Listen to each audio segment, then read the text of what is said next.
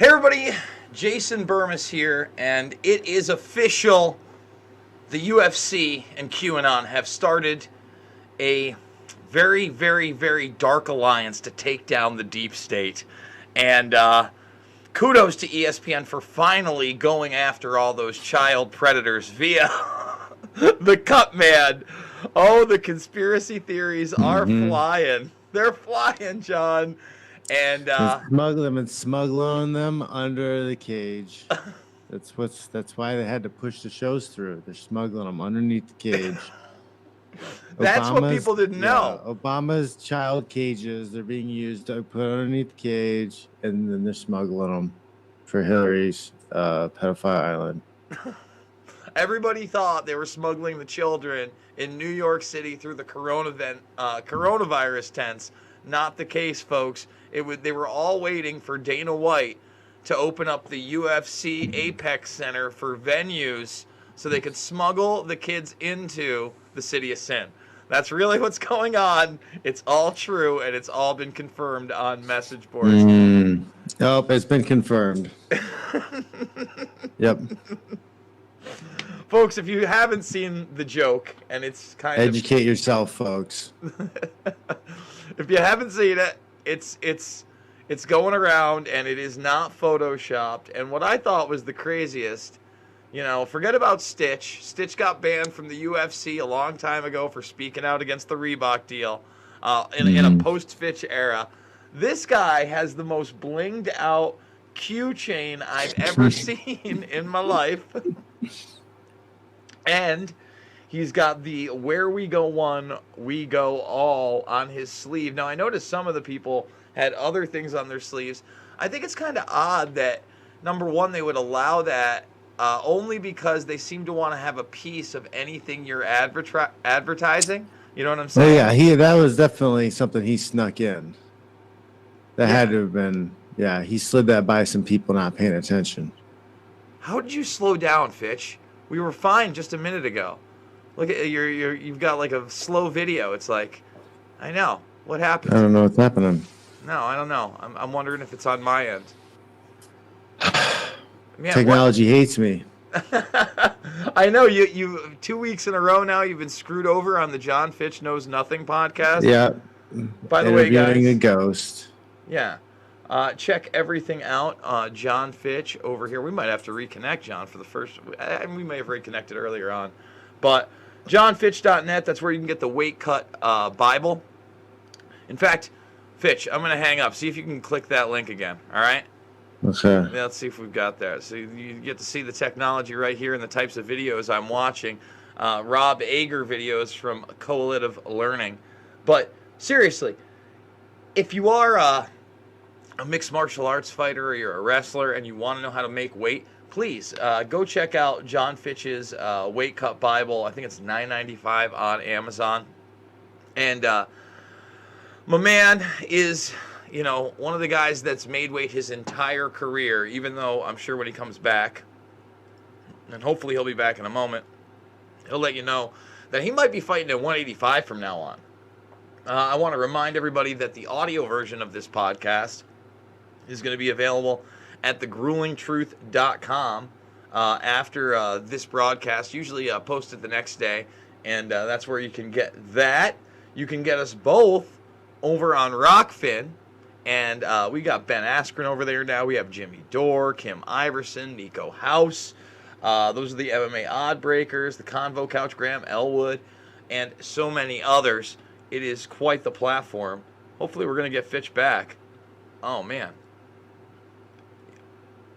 You know what? We got to do it again. Hold on. We're going to hit a new link. Everybody gets to see how we do it here. Thumbs the video up, subscribe, and share, by the way. And remember, I am fully demonetized. Fully demonetized on this platform. Hey, there you are. And now you're not. Yes. Fantastic. That's so weird. Okay. Yeah. Huh. Yeah. You know what? I think me and you, we're going to have to Fitch smash some technology, my friend. It's gotta happen. It's got to happen. Now, did you catch the fights this weekend? Because I know they were early, and they're always tough for West Coast. I went to a Father's Day barbecue on Saturday, so I was driving during the fights. I was driving back home, so I didn't get to catch them.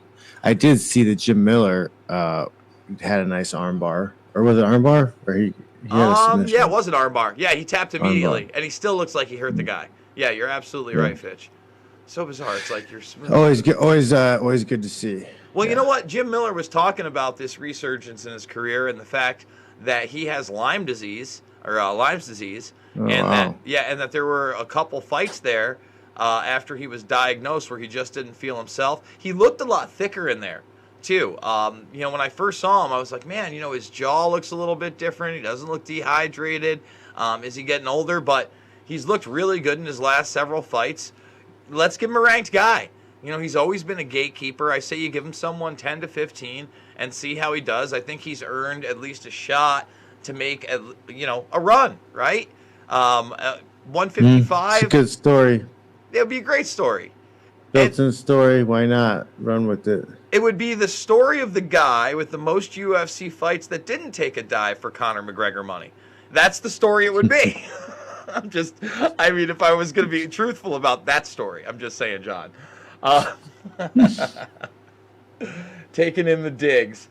I'm going to go over the big elephant in the room right here. There was some controversy about this one because Max Rohskopf told his corner, I don't want to fight anymore. I'm done. I don't have it. I'm over. And, it was ESPN Plus. It was cut to commercial. But then again, even on ESPN, it must have been cut to commercial. I was watching it on Plus. And it came back. And it said, despite the pleadings of the corner, he didn't want to get up for the third round. Now, in the first round, he was pretty active. He didn't look like he had any striking, but he was pretty talented on the ground. He looked like he was going for submissions. In fact, Austin Hubbard, you would have been proud, John, watching this fight. There was one escape of him pushing off the cage in the first round that even the commentators said, hey, that's some pretty decent groundwork, got out. And then he started finding his distance, finding his range, so much so that in the second, he pieced him up. He was really piecing him up. He was getting Glover Teixeira versus Anthony Smith pieced up, and you could see it. There were a couple times you could have even maybe called the fight where he wasn't really defending himself up against the cage. Didn't want to come out. The thing was, he was 5-0 and he was on this big hype train. Some of the fighters were after him. Dana White defended him fervently. He said, look, man, if you realize in there you don't got it, you don't got it. This isn't the sport to act like you got it in. He's like, if you don't want to come back another night. Yeah, you have off nights sometimes. And it's a jump up in competition. This is his first UFC fight ever. He took it on 10 days notice. Come on. Yeah. He's so the corner pushed him off the stool, so get your ass back in there. He's like, you got to listen to it. They actually played it on TV, which I didn't think they were going to do. Oh, Jesus. And you can find it on Twitter also. I was kind of crazy to me how much they did it because, they pushed him to get off the stool. And the doctor came in and asked him if he wanted to continue, and he said no. And that was it. He couldn't get him off the stool, said no. That was the first fight of the night, and they were pushing Rohskopf. I got to tell you, I liked Austin Hubbard. I'd like to see him fight again. He looked pretty diverse on the ground. Didn't look like he had an offensive ground game, but definitely had a defensive ground game and was able to put together a lot of combos, looked decent on his feet. All right, who do we got? Do you say 10 days notice? Yeah, he took it. Rohskopf took it on 10 days notice. So come on. And again, a 5-0 in other competition, as well as I do, there's a huge difference. Cut him a break. Yeah. Folks. Huge difference. Who do we get? Lauren Murphy put it on Roxanne Modafferi. Roxanne didn't seem like she could get off. She always looks good when she goes first. She had a couple small moments in there, but really Lauren Murphy put a clinic on her. Kind of felt bad about Roxanne, but they're both older fighters, and Lauren Murphy looks like she's hungry in that division, so let's see where she could take it. Next fight here. Frank Camacho, Justin James. I can't believe they have a picture of Justin James in the little thumbnail, but not the big one. And the guy got a KO in under a minute. He looked incredible. Stepped in there, knocked Frank Camacho right out. Camacho's got a lot of fights under his belt. Who knows if his chin? Yeah, it's always the kind of stand and trade type of fights. Yeah. So, Justin James, welcome to the UFC. You looked great. It was quick. We'll see what happens in your next fight. Courtney Casey, Jillian Robertson. Jillian Robertson really did put the beat down on Courtney Casey. Got that submission in the last 30 seconds of the third round, but basically rode her and pummeled her the entire fight. Like, it was not a close fight. I like Courtney Casey, but... mercy sub at the end of the round. Yeah. Wait, I don't even know if it was the mercy sub. She just kept going for it, and I don't know if Casey really had it. I don't think she gave up. I think that I'm pretty sure she got it under the chin, if I remember. Then we had, let's see, Marc-Andre Barrel versus Oscar Pichota.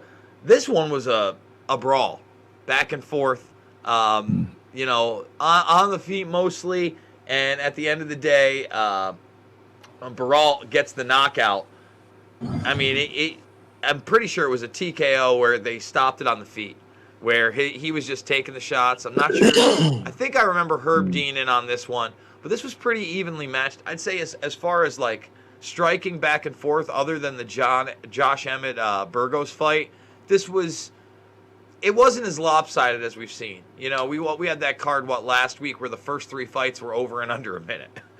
So I enjoyed this one. One of the better fights on the card. Tisha Torres versus Brianna Van Buren. 2 little firecrackers, but Tisha Torres, again, put on a clinic, mostly standing. Looked really good in that fight. 3-round decision. I guess she's dating, I think, Raquel Pennington, and they made that point later on when Raquel Pennington fought, and because Pennington got the W, so they were like, "Are you guys going to fight on cards together?" So, hey, kudos to the UFC for having that lesbian fighting couple promotion in there. I know. I know. Is it necessary? Personally, I'm fine with it. I just think that, like, I know, but what does it have to do with? Yeah, what does that have to do with the fight? You know what? I was thinking about it, but like they did have that one card where did they talk about? Well, I guess that they talked about the guy and the girl. It's AJ McKee and his father. You know what I'm saying? I mean, those guys, the McKee boys. I think they did get wins on a Bellator card, both of them, which was pretty cool. Mm-hmm. Clay Guida, Bobby Green. Clay Guida, big fan of Clay Guida, jumping around. Mm-hmm. Lost the decision. Wow, man. Definitely losing his hair. It's thinning out up there, Clay. It's almost time to get some kind of a Bret Michaels bandana on the walkout. And possibly your private life. It was close. There were talks, by Bisbing and the other commentators that there was a possibility that Bobby Green was going to come out the wrong end of this decision like he has so many others. But kind of when you saw that it wasn't a split, and I believe somebody was there 29, 27, you knew Green kind of had to take it. So, I don't know, man. What do you think? I still like watching Clay Guida fight. He's never had a huge amount of power in his hands.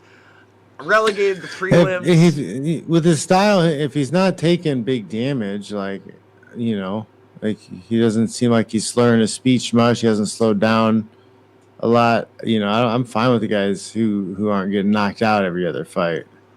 And again, this one went all 15 minutes. He's facing another veteran. These are the type of fights I don't mind. And a couple names. Good for Bobby Green on getting the win.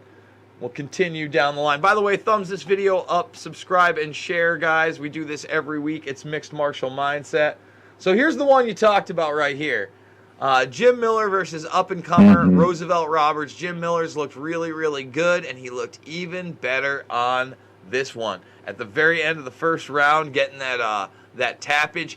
Had that arm, had it for a good 30 seconds, figured out a way to extend up against the cage, and got the tap almost immediately.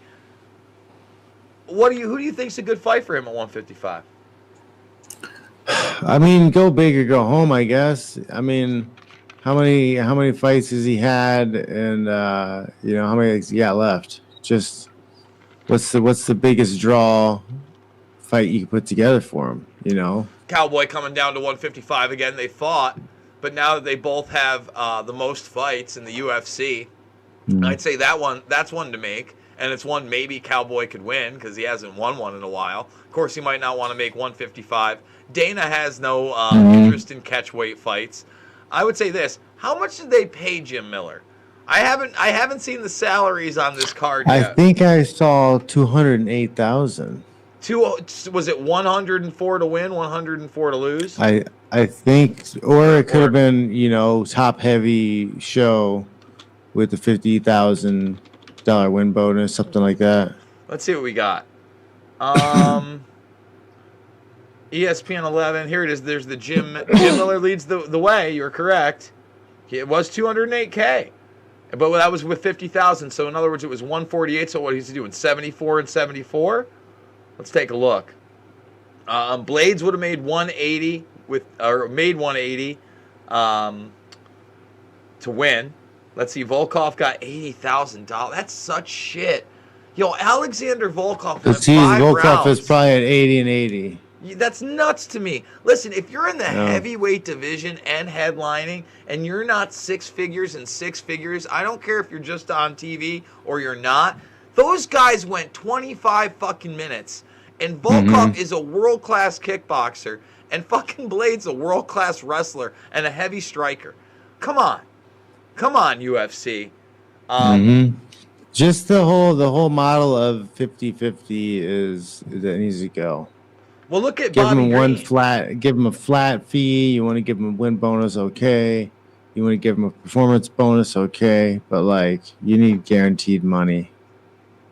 Yeah, I agree. And I'm looking at Jim Miller. Apparently, he did not get the bonus, but he got 104 and 104.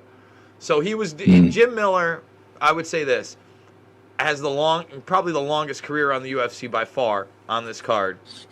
Barely scraped six figures and six figures, and he's won the majority of his last 6 fights. I think he's 5 and 6, or maybe even 7 and 8 in his last several fights. What has the guy got to do? So man, that is rough, man. And again, guys, yeah, you can. And that's not like he can't ride off into the sunset with that. That's not like retirement money. No, it's not retirement. He's won 20-some fights in the UFC. He's one of the most winningest guy ever in that sport, in that biggest organization, and he can't even retire off his last purse. Yeah, his biggest purse ever. Not even close to it. Come on, it's sickening. It's sickening. So then we get to Bilal Muhammad versus Lyman Good. Another pretty evenly matched fight. Went all 3. I felt like I don't know. Lyman Good gasses. He's so muscular, but at the same time, better striking.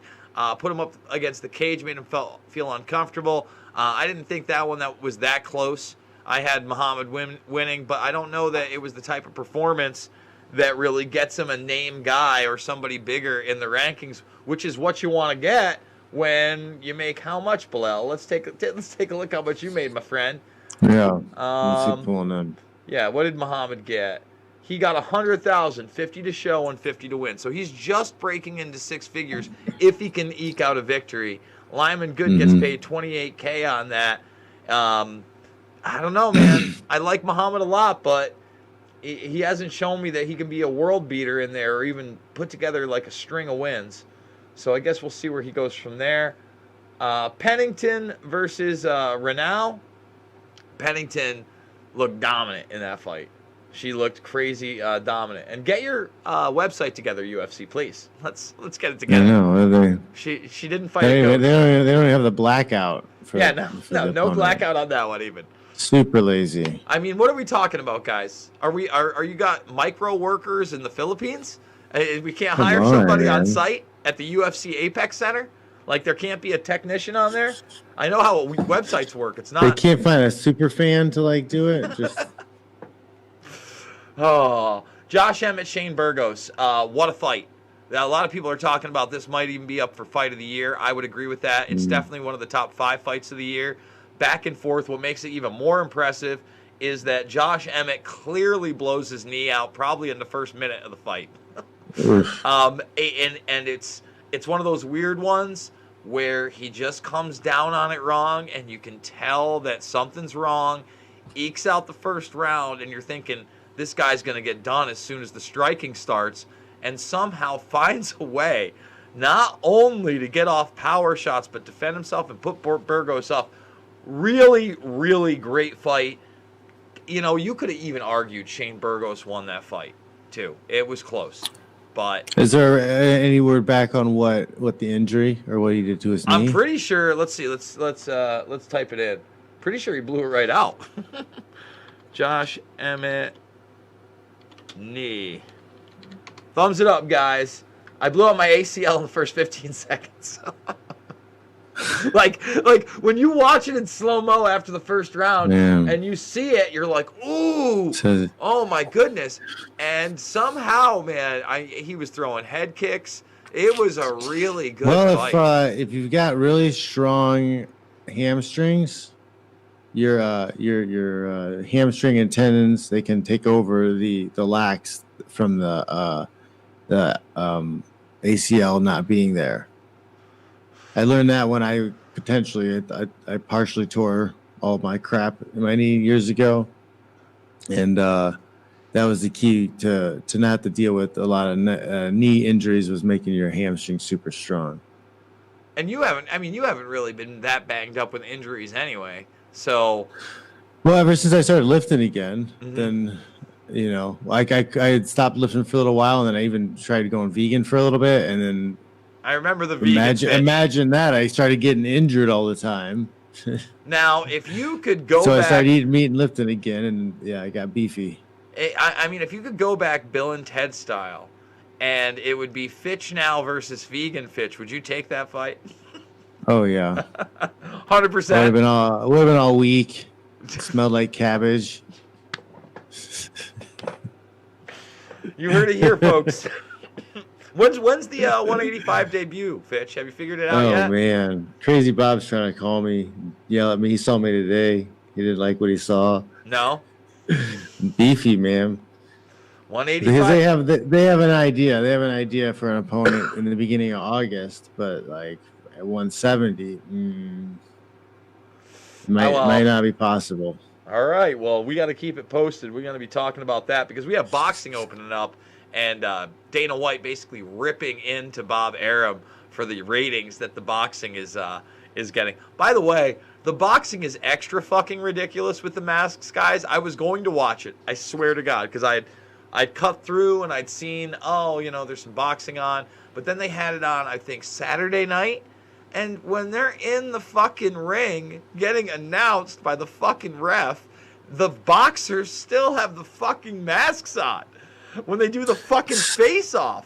Like, what is going on here? Let's be adults. They're about to fucking smack the piss out of So they wear the mask all the way up until the actual fight. Yeah, till the actual, almost bell. Till they go back to the fucking corners after they bump gloves. Like, what is going on? They want to delay the transmission until the very last moment. And the refs have to keep the goddamn mask on through the whole fight. Like, I'd be pissed if I had to watch the UFC refs go through that. It'd be such utter horse shit. Listen, guys, if you don't think that you can put catch their head something, in a big bowl. Exactly. There's fucking blood and sweat flying off, even with a plastic face shield. You're like, get the fuck out of here. Get blood in their eye. Good thing I had this mask on. Yeah.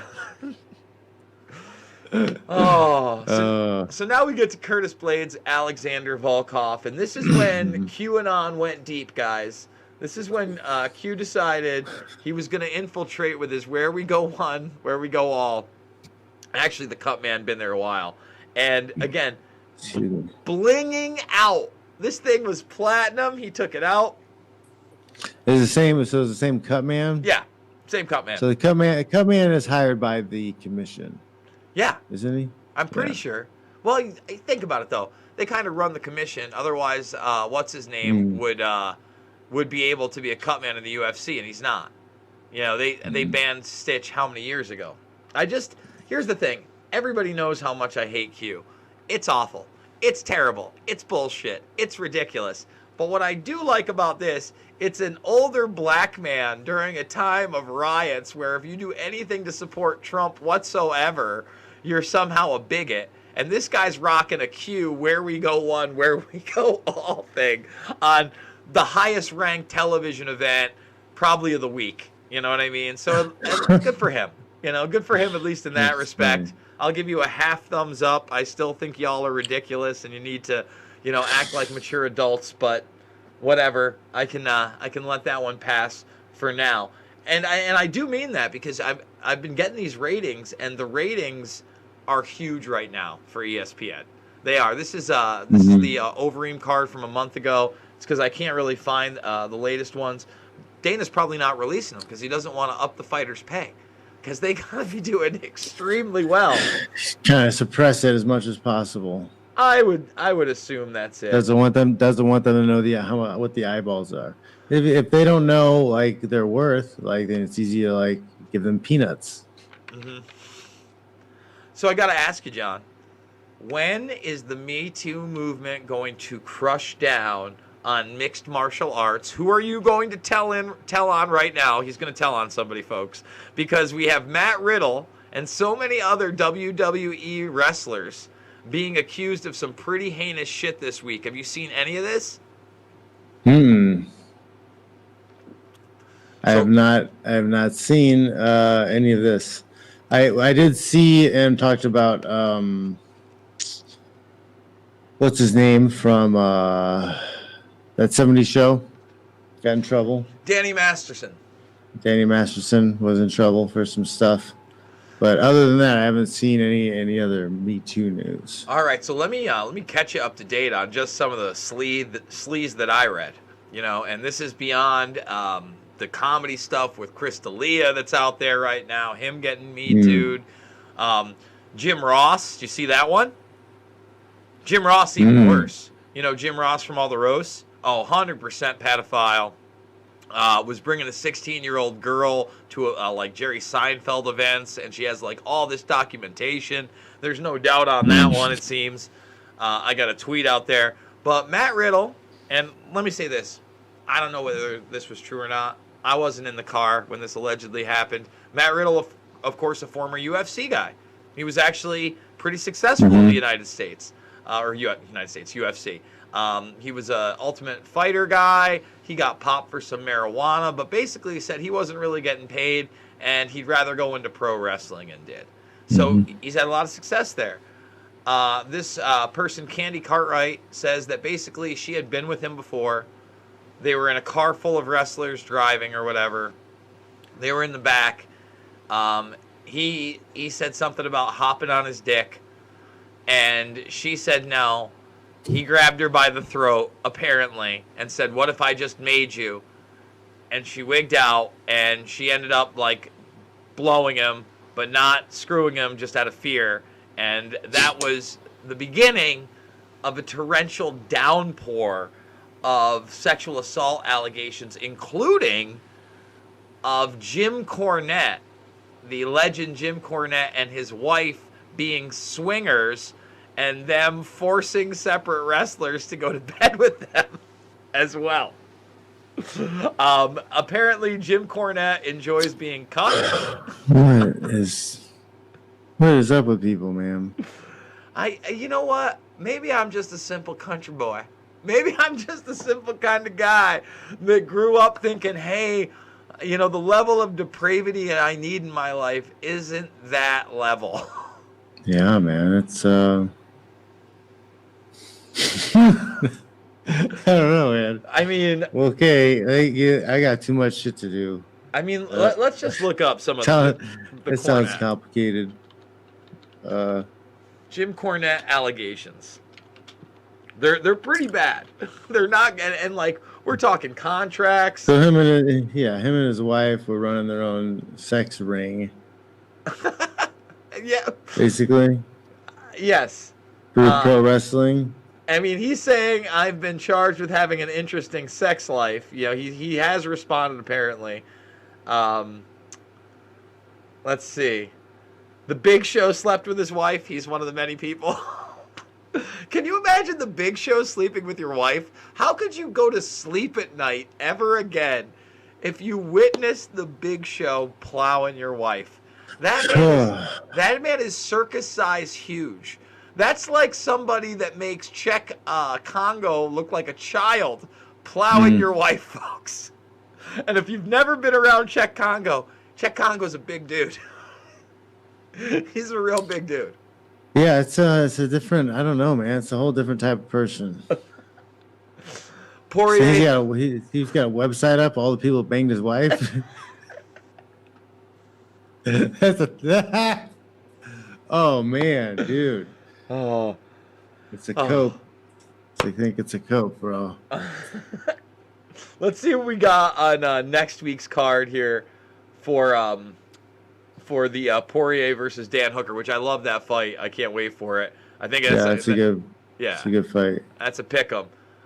Jordan Griffin, Yusuf Zalal. I think Griffin fought, but didn't he lose? They are recycling some of these fighters so quick on these cards. Like, I feel like Griffin must have getting fought. paid. Yeah. So, yeah, 8,008. 8,008. You could make 16, Jordan. I'm sure that's probably where we're at on that one, by the way. That's not an exaggeration. If you go back here to the bottom of the card, what do you got? Wow. I think it's 10 and 10 is baseline for most. Is UFC baseline lowest 10 and 10? I believe, yeah. Yeah, it looks that way. They did that once we filed the class action lawsuit because they wanted to, raise everybody's base pay to make it look like they're making more. Well, we got two women here who are completely blacked out. I would assume they're getting them from Invicta, but maybe I'm wrong. So, guys, roll the dice on that one with no odds underneath. Invicta, LFA, what are the other? Yeah, but Invicta, I feel like, is the only one that has women fighters that get to the level. Like, I feel like, maybe I'm wrong, but LFA and those other feeder organizations, I don't think many of the women in those have more than 2 fights. And usually the Invicta girls come in with 5 or 6 wins at least. Who knows? Times are changing. UFC Apex Center. They're smuggling kids under cages out from the tunnels, John. I mean, good on Dana. Way to go, Dana. Takashi Sato versus Brahmajaj. Again, I mean, I'm looking at this, and I honestly couldn't tell you anything. Sean Woodson, Kyle Nelson. I mean, this is a heavyweight one, I can tell you that. Philip Leans and Tanner Bosser. Nothing there. 2 women, couldn't tell you. And then Violent Bob Ross versus Kama Worthy. Is Pena in your? He's AKA, right? He's trained with us for a little bit, but I think he's down in ACT. I think he's down in Florida now. So he's a traitor, John. He's no, it's I think he's from down there originally. It's just expensive to live here. Yeah. Like if you don't have family that's based out here, like it's gonna cost you an extra third, probably more. than living local or somewhere like that. Well, did you see they want the extension now on the $600 a week to run through December 31st? There's a petition on moveon.org for that because it's about to run out in July. So now people are pumping that up. Yeah, because we can print money out of nowhere. And I saw people want cancel rent in New York. Meanwhile, the media I didn't even know about this, but in Albany last week, they had a big protest against the mandatory vaccinations that they're now trying to put into New York. Basically, 3 weeks ago, they wrote up in their paperwork they want mandatory COVID-19 fucking vaccines for everybody in New York State, 19+ million people, mandatory. And apparently when you protest that, nothing, no media coverage. Also happening in upstate New York, I know that you did a little stint out by Syracuse. 9 people shot on Saturday in Syracuse in one incident. 9 people shot. 9 Must have been the Cov D. Tough D, man. I don't know that they picked the person up. Nobody died. One 17-year-old in critical condition right now, but person shot 9 people, got away. I mean, it just feels like chaos. Folks. Sure, he was a legal gun owner and NRA member. Yes, exactly. That would explain how 9 people were shot and nobody was killed. Nobody was killed. Oh man. No, I think was it Chicago recently had one of the most deadliest days. Maybe Saturday was. Yeah. Was it really the weekend? Really bad Father's day. Day weekend was deadly as fuck. Like I think 80 people were shot. Like it was something ridiculous. You know what? We're gonna do that live. Chicago Father's Day weekend shootings. You guys think we're kidding? Chicago Father's Day weekend shootings, and then we could talk a little Nova Scotia since we're talking that. Oh, I'm sorry. Oh, did I say 80? Because I was lowballing it. Did I say 80? 104. 104 shot. In Chicago. Wow. That's incredible. 14 homicides. My goodness, folks. Those aren't good numbers. That's not the number of a stable society. That's not the number of somewhere that's law-abiding and that's not ridden with crime. It's not where I want to be. So yeah, man. Chicago is such a fun. It's a fun place to be in the summertime. Just needs less bullets. It needs less people that have those bullets and are spraying them in neighborhoods and situations that they think are beyond hope. You know what I'm saying? While we're sitting here talking about taking down Teddy Roosevelt statues, maybe we should be talking about how we can get law enforcement in there and an actual plan to have an economy and not these housing units that purvey this sort of behavior. You know, but let's not talk about that. Let's not build some infrastructure and have programs that would uplift minority communities that need that economic uplifting. Let's say Black Lives Matter and let a bunch of people take 6 blocks over in Seattle and call it the CHOP. That's what we need to do. And again, oh my goodness, I stopped paying attention to it. Is Chaz now CHOP? It's CHOP. Yeah, no. Badly? The Chaz turned CHOP over the week. In case you didn't know, I saw there was a lot of hyphenations, so I don't know if they dropped the Chaz off, but it was tiresome. So I didn't look at anything. I played with the kids all weekend. Lucky you, man. Actually, you know, my girls have been gone now for quite some time, like almost a month now. They texted me for Father's Day. I can't wait for them to get back. Hopefully they're going to be back this week before I take off. But I miss it. And now that the sun's out and things are kind of opening and you can kind of do stuff, you know, I mean, I think we're going to end up doing some drive-in movie theaters. Those things are opening up here. Yeah. Be good. So we were just talking guns. I know you didn't see this story yet, but how much did you hear about that Nova Scotia shooting in Canada that they immediately banned a bunch of guns? Remember that? Like in April? Yeah, I remember hearing about that. I didn't even hear about the shooting. I just remember a banning of all the guns. So what they rode that on is there was this 51-year-old guy that they claimed was a dentist. His name was Gabriel Wertman, okay? And in a 13-hour span, he set 4 fires, killed 9 people that way, then targeted 13 other people who he killed with guns, who, while he dressed up like a Royal Canadian Mounted Police officer in what they thought was a police car. Okay? So this guy seemed like he had a list. These were people he knew, so at least in some part. Now, we don't really know his story because apparently he was gunned down when they found him. All right? This 13-hour rampage. Now, the police claim they didn't know who he was and that they didn't have a relationship with this guy. However, apparently he was connected to organized crime. You take a look at the guy, and he looks like a straight-up sociopath, not a dentist. And what you're looking at is him receiving a $475,000 bank transfer 3 weeks before that would have been impossible without being either a government agent or a police officer. So even a CI or criminal informant probably would not have been able to do that. The only reason we know about this now, John, is somebody who's internal in the investigation leaked the footage. Otherwise, nobody would know anything about it. So, what's happening? Exactly.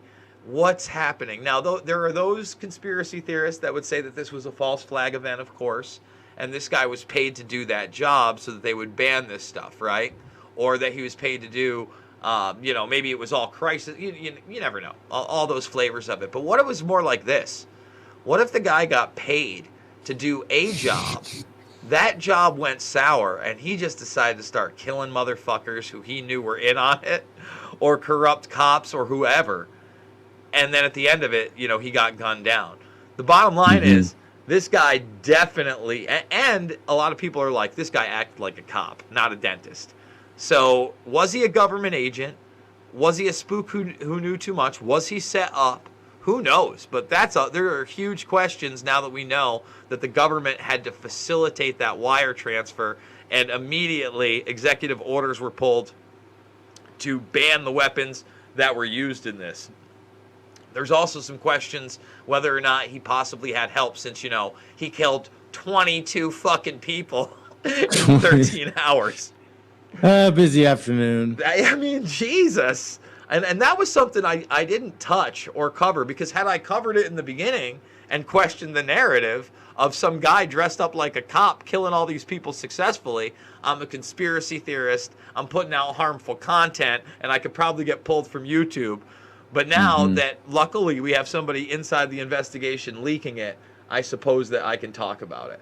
All right, back to fights, guys. Let's see what we got from the main card with Poirier Hooker. Jean Vellante, Maurice Green.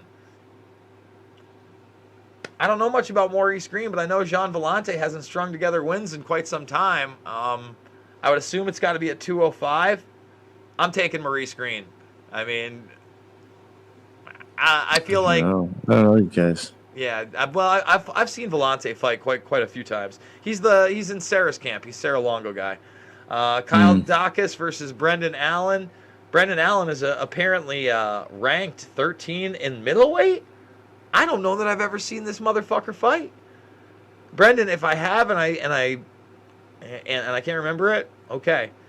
Mike Perry, Mickey Gall is the co-headliner. That's a fight that I feel like should have been like the prelim feature bout, or in the beginning of this card. But okay, I got Mike Perry. I think Mickey Gall, unless he's upped his game a bunch, is probably going to get pieced up by Perry. Perry usually does well with subpar, sub 15 guys. That's where he's the most dangerous. And I don't think where he shines. Yeah, exactly. That's exactly. And that's that's not shitting on Mike Perry. Mike Perry will fight anybody, but he's a stand and brawl guy, and usually when he's on the other side of the top 15, he doesn't win. Mickey Gall, I like Mickey Gall. I like his attitude. I still think he's young enough now. It's got to be, 5 years ago since the CM Punk fight? Quite a while. Yeah. Was that CM Punk's first fight was Mickey Gall? Yeah, Mickey Gall's the one that just, tossed. Yeah, CM Punk made $500,000. He made 10,000. Maybe 20. Maybe he got the 10 and 10. Maybe. Yeah. Oh, man. He didn't get a bonus, though. No, I don't think he got a bonus for that one. And then we got Poirier Hooker. Dan Hooker got a lot of juice behind him. Dustin Poirier, you can never count him out. Yeah, he's been doing it for a long time. He's got the skills to put anybody away. It'll be Hooker's chance to establish himself in that upper echelon of that weight class. Well, I feel like Hooker beats Poirier. Who else is in front of him for a title shot? Ferguson lost, right? So Ferguson's out right now. Khabib's the guy. You can't really make a case for Conor getting a title shot in any of these divisions, in my opinion. I know they want to badly because he's a cash cow, but come on. Yeah, man. I mean, Gaethje is right there. I mean, it really would be. It'll come down to a lot of how much hype is around Hooker, how much buzz is around Hooker. Because even though he's tough and he's at that level, like there's a lot of big names that they'll put together for that championship fight just to sell. I look at Gaethje right now as the dude, right? Gaethje's already fought Dustin. Gaethje Hooker. If Dan Hooker could beat Gaethje, I'd be shocked. I mean, Gaethje looks just so damn good on his feet, and his wrestling's there. The fight to make is obviously Gaethje Khabib, but they're doing that. They're trying to do that for August, aren't they? Isn't that the plan, or is it September? I thought August. I thought it was August too, but I thought it was August. I've just seen the ads for the upcoming Fight Island 4 fights in like a week and a half or whatever, which I'm pumped for. But man, I hate to say Dan Hooker loses this fight because I like Dan, but I think Poirier does pull it off. I wouldn't be surprised to see Hooker. That's the fight to watch. I mean, that's it. On the card, I don't know that there's anything else that's really making me too excited about this card. There's just so many no names. It's like, it's something I watch because I do watch, and it feels to me like kind of like almost a Bellator-esque card where I'm watching a bunch of up and comers or journeyman fight all the way up through. I mean, but the UFC's making that gravy train with biscuit wheels on it. Bellator's got to get in there. Coker, what are you waiting for, man? What are you waiting for? End of July, early August, I think, is what's being floated around a lot. I still don't know if they're going to go with LA Sound Studio or they're going to go somewhere more accessible and less fire damage. Here's what I don't understand. I know everybody wants to rag on Trump for his 6,000 person turnout and not filling that thing in Tulsa. There's plenty of places the UFC's been that fit under 6,000 people. Some of those arenas are 3 to 5. Why can't we have events there with people again, especially in some of the states that didn't shut down? For instance, South Dakota has an arena in Sioux Falls. I believe they've been there before. Why not put it in their face and have a show there? Dana was actually asked whether or not they were going to have fans there because Bob Arum said he was going to start having fans at boxing. And Dana was just ripping into him. He was like, dude, the guy can't get 300,000 people to watch on television. How many people are you going to have in the fucking stands? Do you think... First of all, I truly believe that when sports do come back with people, MMA will be the first one to have actual human beings. In fact, Russia had a card over the weekend, SBC, I think 29. It was outdoors, but they had people, and they weren't social distanced. There was a crowd of a few hundred. It was outside. They were there. They're doing it. It's happened. The UFC was talking about that region. How big should they go? To me, I want to see them go, look, if they do it in the United States, I'm fine with a small crowd just to kind of say, fuck you, man. If we can have 10,000 people out in the fucking streets for a Black Lives Matter protest, we can have 10,000 people in an arena or 5,000 or whatever. But why not just say, fuck you big time? You're already at Abu Dhabi, right? You have Fight Island. Why not just do a fucking huge arena show at Abu Dhabi with fucking 50 or 100,000 people? Or just say, fuck off and go as big as they can in one of these college football fucking stadiums. They know the weather's going to be good in one of them. And just fill it up to 90,000 people. And everybody can teabag all these people that want you to wear fucking masks. Because, John, dude, I don't know what's going on. How are we supposed to believe any of this is real? Like, everybody was just not socially distanced and breathing all over each other and setting stuff on fire. And then now things are like chilling out a little bit. There's a whole new country in Portland and then like it's okay, yeah, don't forget to put your mask back on. But wait, what? Yeah, I'm losing it. And they're saying there's like 4,000 new cases in a day in Florida. Okay, if that's the So they case, are reporting more cases. only Like, in certain areas. But let's talk about that for a second. We're are people now dying? Are the death count going up? exactly, and here's the thing. Now that we know, and we're allowed to say because authoritative sources have said it, that vitamin C, vitamin D, and steroids work. Can we just use those instead of putting fucking people on a ventilator and fucking killing them?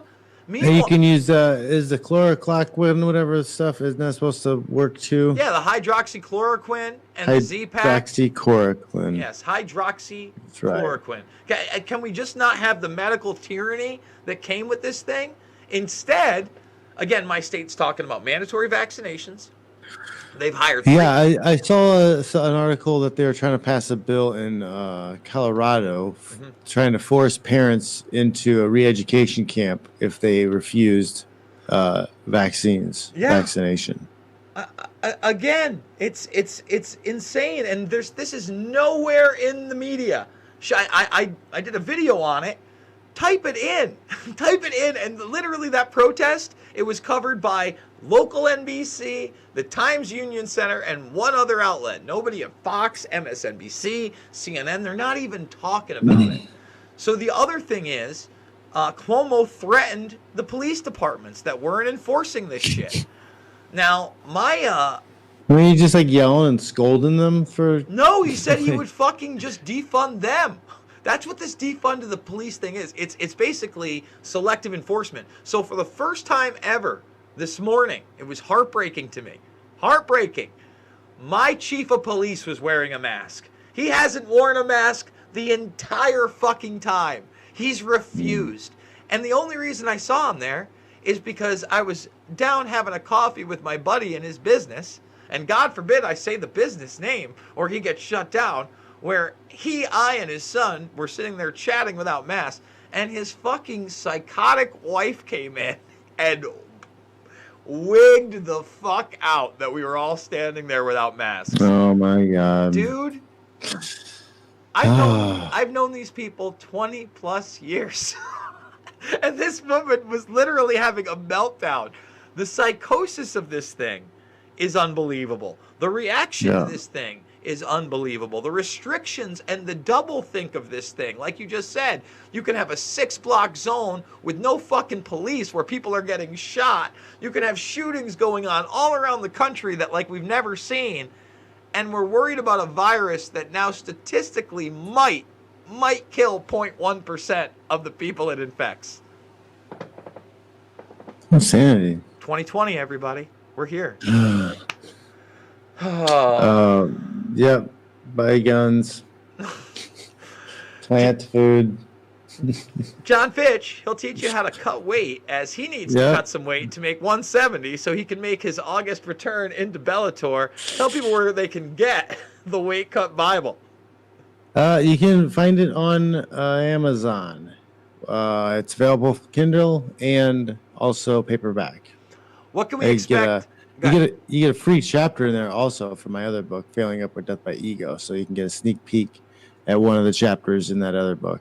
But even if you're not athlete cutting weight, if you just follow my meal plan, you can get ripped, stay shredded, easy peasy. Just takes a little discipline. Discipline, something I do not have. At least not physical discipline. I wish I was much better at it. At least I'm not completely disgusting. I could be worse. I need to be better. John, Boomer and Toots, Cauliflower and Cocktails, and John Fitch Knows Nothing, all coming this week. What can we expect? How do people watch and listen? Oh, man. So go to Rockfin for 2 of my shows there. Boomer and Toots, it's Tuesdays at 3. And, actually, Toots is going to be in town. She's in San Jose this week. So she'll be in studio for that show tomorrow. And then I have a Cauliflower Cocktail Hour on Thursdays at 4. I don't know what my bottle will be this week, but I had a nice little Kentucky bourbon last week, Buffalo Trace. was decent. Yeah, But of course, bourbons are a little sweet. Right. I saw a new Jack Daniels type bourbon that I'd never seen. It looked awful. I must say, I was eyeballing it, and I like bourbon. It's a little sweet. Bourbon's a little sweet.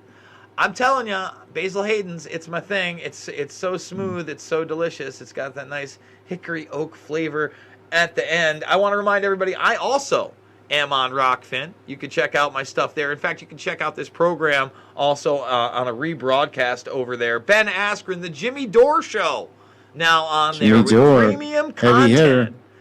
That's right, folks. So listen, that means if you sign up and you actually go premium with me or Fitch, you say, I want to endorse John Fitch, I want to endorse Jason Burmis, you get all this premium Dore stuff. And if you just make an account, you still get all the free stuff. And he's got a bunch of free stuff on here as well. So does Fitch.